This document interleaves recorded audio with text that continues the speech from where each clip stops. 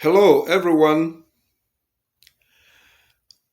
I bring you warm, beautiful greetings, end of year greetings. Life is beautiful, and therefore I extend this greeting to everyone, every human being breathing right now, no matter where you find yourself in this world. Life is a treasure. Even those who are in the hospital bed, although not a beautiful experience, I say I am happy that you are alive. Life is a treasure.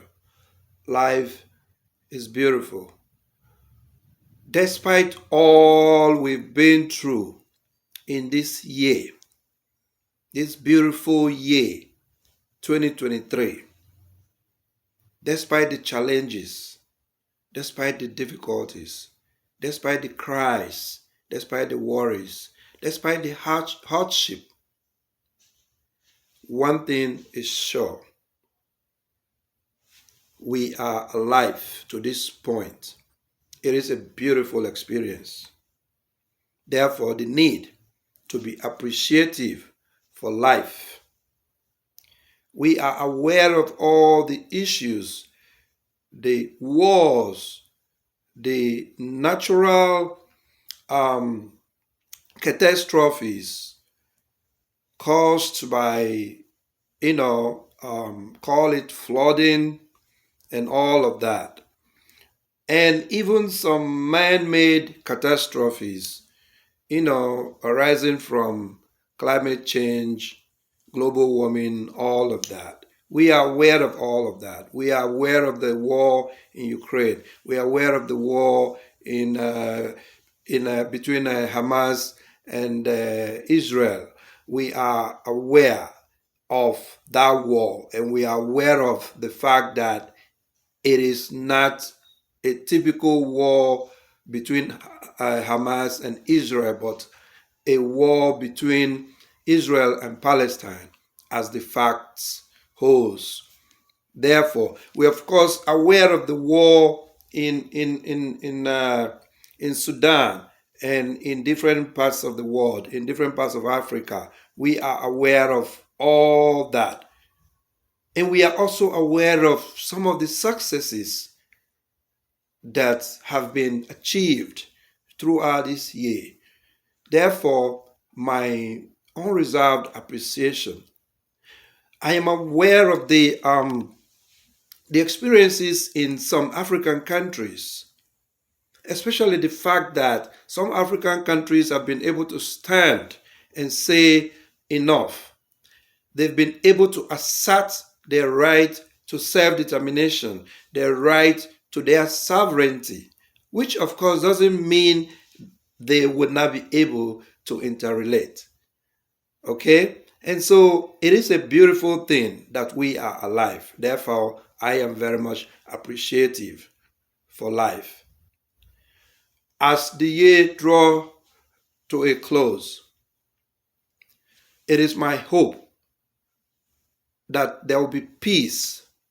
There will be peace, relative peace in the world, that the conflicts that we currently have would be resolved through dialogue, through honesty, honest communication, and through trust. And I am hopeful that Africa will see more progress in the year 2024 and beyond than what we've seen this year. It has been a blessing this year for Africa, no matter what. We saw Burkina Faso, we saw Mali, and we saw Niger Republic. We also saw Guinea, and we saw other countries of Africa. Despite the challenges, Guinea, but especially Mali, Niger Republic, and Burkina Faso have been able to show us Africans especially, what is possible. They've been able to show us, tell us the beauty, the importance of self-determination and sovereignty, being able to control your own affairs, being able to manage your own affairs, manage your own resources, and focus on your people for the good, the common good of your people. We've been able to see that. Therefore, it is my hope that more African countries will see the achievement, the successes between or in these three countries. Imagine what has come out of it. The discussion about confederation. That's a beautiful thing. That could be the springboard on which the United Sovereign State of Africa shall, stand. Therefore, it is my hope that Africans, irrespective of where you find yourself in this world, will be able to be alert, be conscious, and know that there is no place like home. Africa is our home, and nothing, nowhere, nothing will fix it for us but us Africans coming together as one people. We have to decolonize Africa by dissolving all that is colonial, including all the countries. Therefore, the need for the United Sovereign State of Africa with one currency, with one policy, with one, military, formidable government that understands life, that love Africa, those who are Pan-Africanists, who love unity, who love collective progress, and all of that. We look forward to a more robust African involvement, rallying around the call, the clarion call for self-determination and to Africans to assert their sovereignty. There's nothing as beautiful as that. Niger Republic and Burkina Faso, as reports have it, they are on track of becoming the fastest growing economy, not only in Africa, but globally in the year 2024 and above, if certain things are done as, they should be done. And especially if some of these so-called sanctions aimed at controlling Africans are removed. Sanctions imposed by the West, just because these African countries have decided to stand on their own feet and say, this is who we are. We have to do our own thing, our own way. We have to be able to focus on our people. We have to be able to use our resources to develop at our pace. Imagine what was happening in Niger Republic, right? That Niger Republic is been able to now control its uranium and now selling it at international market price. And that is setting the country to a path for success. If the imperialists leave the country alone, self-determination is both a natural right and right approved by international law. A situation where people have the right and ability to control, to manage themselves, to control their socio-economic and political affairs without interference. Non-intervention clause in international law is obvious, but these so-called big countries, such as America, the UK, France, and the rest of them, who go around talking about democracy yet are not democratic, they keep trying to impose their will on Africans.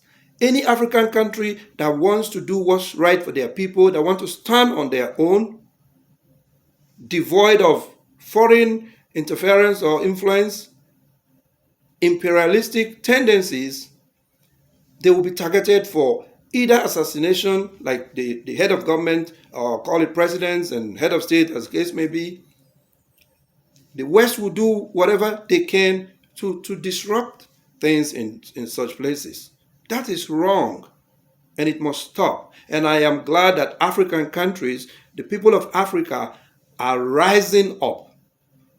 We are rising to the occasion And we are telling the world enough. Enough of the exploitation. Enough. There is no reason Congo should be poor. There is no reason the children of Congo should be in the situation they find themselves today. By all indices, especially in terms of natural mineral resources, Congo is said to be the richest country in the world, natural resource wise. But look at Congo. Look at the children of Congo. Even though there are some in the political circle, dealing and whining and dining and all of that, you have those pocket billionaires or millionaires and so on and so forth. But what about the rest of the people? The majority of the people who don't have such access, why can't they have the simplest of infrastructure to be able to use that should be able to help them? Schools, libraries, hospitals, functional, facilities that work for them and prepare them.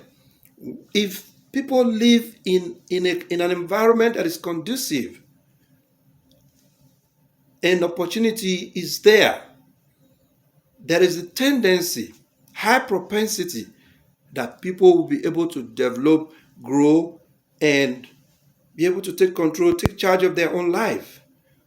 Therefore, my appreciation for what Africans have done this year, I am very, very grateful, and I look forward for more in the year 2024 and beyond. Thank you very much. Happy New Year in advance. Ben Ikari, please be safe, be safe, be safe, okay? Be safe. 31st, 9th, and 1st of January 2024, just a couple of hours in between. And of course, it's just another day. So do not rush, okay? Do not break your head. Do not panic. Take life as simple or as simply as you can. Life is beautiful. I leave you with peace and love, blessings. Thank you very much. Peace.